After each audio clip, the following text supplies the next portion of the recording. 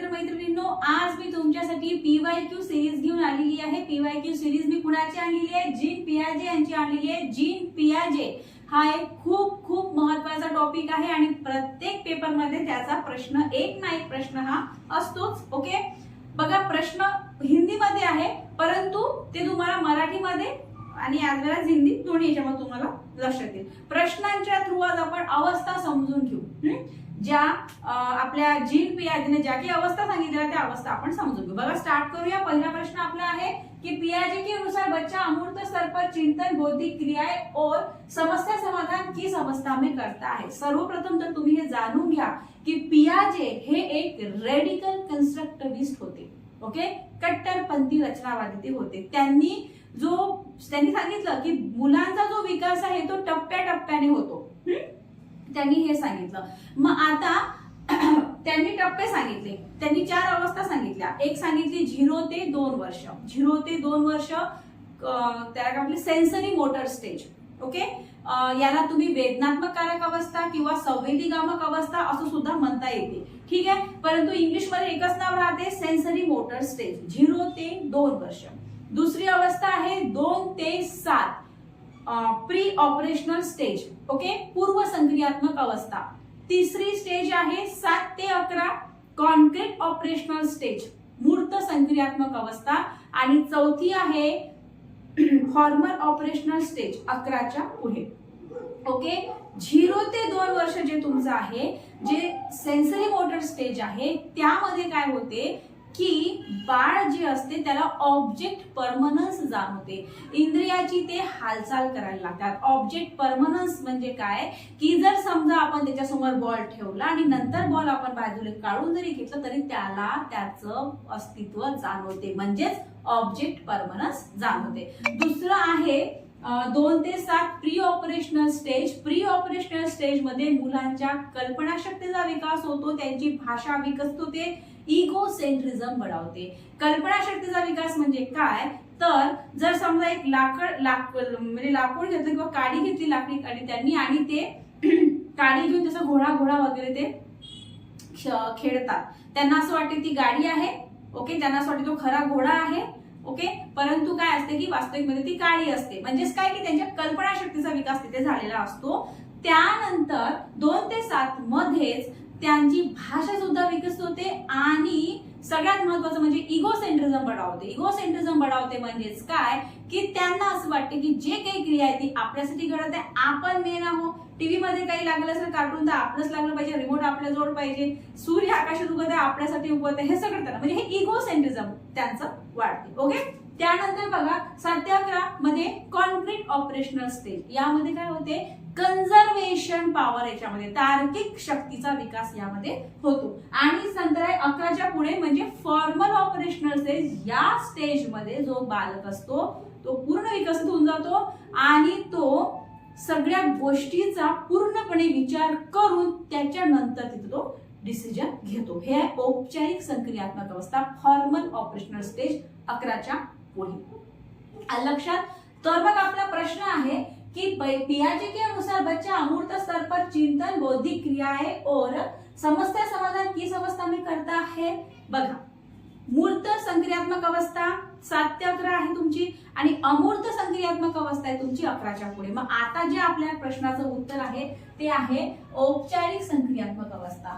कारण की बघा पूर्व संक्रियात्मक अवस्था आहे प्री ऑपरेशनल स्टेज, ती कितीला आहे तुमची 2 ते 7 ला।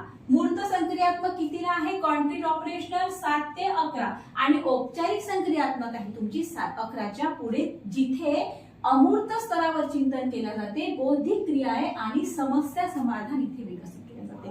औपचारिक संक्रियात्मक अवस्था 11च्या पुढे। ठीक है, दूसरा प्रश्न बघा, पियाजे के सिद्धांत के अनुसार निम्नलिखित में से कौन किसी व्यक्ति के संज्ञानात्मक विकास को प्रभावित नहीं करेगा। आता पियाजेच्या सिद्धांतामध्ये काय काय सांगितलंय बघा, सामाजिक विकास पियाजेच्या सिद्धांतामध्ये सांगितलेला आहे, परिपक्वता सांगितलेली आहे, गतिविधी सांगितली, परंतु भाषा नाही सांगितली आहे।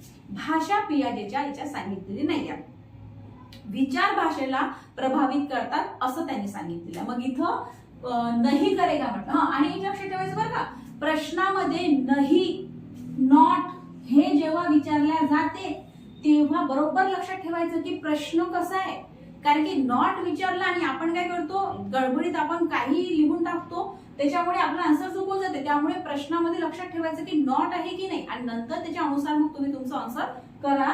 तर याचं हे 4 नंबरचा आन्सर हे राईट आहे. त्यानंतर बघा, पियाजे के अनुसार औपचारिक संक्रियात्मक अवस्था बालकी किस आयु अवधि में रहती है. तर मी तुम्हाला सांगितलं होतं की औपचारिक जी संक्रियात्मक अवस्था आहे ही तुमची 11च्या पुढे आहे. काय ती 11च्या पुढे, कारण की बघा जे 0 ते 2 आहे ते काय तुमचं सेन्सरी मोटर स्टेज, 2 ते 7 तुमचं काय प्री ऑपरेशनल स्टेज, 7 ते 11 काय कॉन्क्रीट ऑपरेशनल स्टेज आणि औपचारिक 11च्या पुढे तुमची औपचारिक अवस्था. Okay, formal operational stage.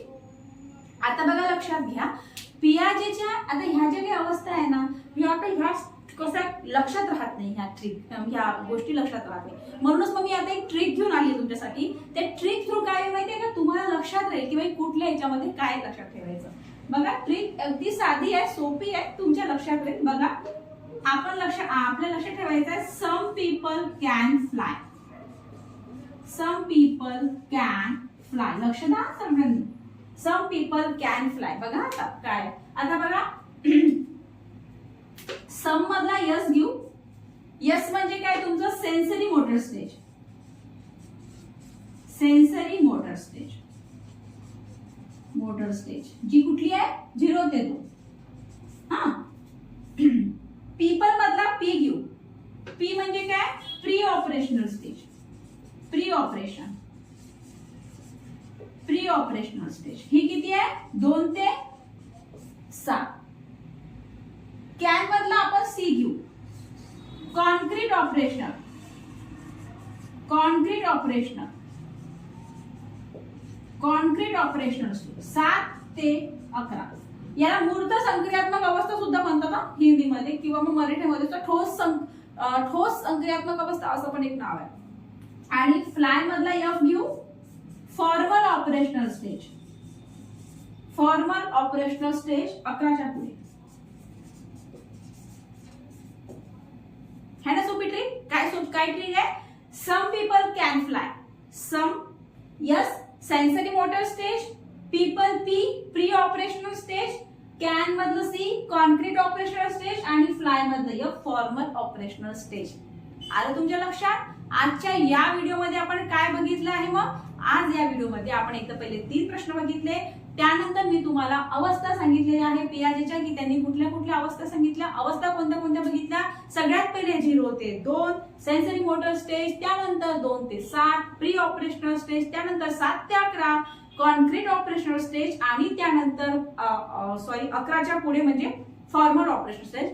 आपण एक सुंदरशी ट्रिक सुद्धा बघितली, मजेशीर ट्रिक आहे, नक्कीच तुमच्या लक्षात राहील. आपण बघितलं सम पीपल कॅन फ्लाय, आपण बघितलं सम यस सेन्सरी मोटर स्टेज 0 ते 2, पीपल मधला पी प्री ऑपरेशनल स्टेज 2 ते 7, कॅन मधला सी कॉन्क्रीट ऑपरेशनल स्टेज 7 ते 11 आणि फ्लाय मधला एफ फॉर्मल ऑपरेशनल स्टेज म्हणजे 11च्या पुढे. आणखी एक प्रश्न बघितला होता आपण की पियाजेच्या सिद्धांताच्या अनुसार कौन किसी व्यक्ती के संज्ञात्मक विकास को प्रभावित नहीं करेगा. तर इथे आपण भाषा सांगितलेली आहे. ओके, भाषा प्रभावित करत नाही. आलं लक्षात तुमच्या. त्यानंतर पियाजे यांनी असिम्युलेशन, असिम्युलेशन, अकॉमोडेशन वगैरे पण सांगितलेलं आहे, त्याविषयी पण आपण बघू, पण या व्हिडिओमध्ये आता एवढंच. ठीक आहे, थांबूया आपण इथे. थँक्यू.